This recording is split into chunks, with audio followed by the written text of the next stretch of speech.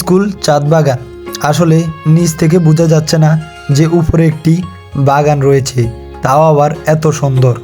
প্রায় অনেক দিনের পরিশ্রমের পর এমন সুন্দর একটি বাগান তৈরি করছে যিনি। এখন আমরা তার সাথে কথা বলবো। তো দর্শক, সবশেষে আমরা এখন রাজু মামার কাছে চলে যাবো। মামা, এগুলা আপনি কদিনের পরিশ্রম এগুলা করছেন?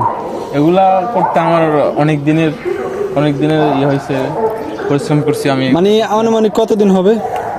আনুমানিক 1 বছর হবে। 1 বছর? 1 বছর হবে আমার মানে 1 বছর পরিশ্রমের ফল এভাবে সুন্দরভাবে ফল ধরেছে। এগুলো মানে গাছ কোন কোন জায়গা থেকে আনছেন?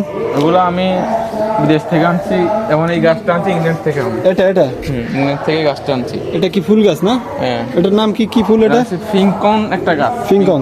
হ্যাঁ, অস্থির।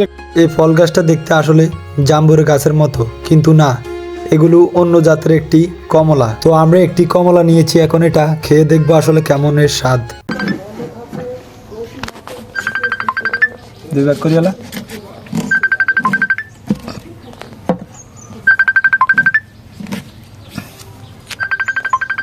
কমলাই না, কমলার বনে বাস, কমলাই না।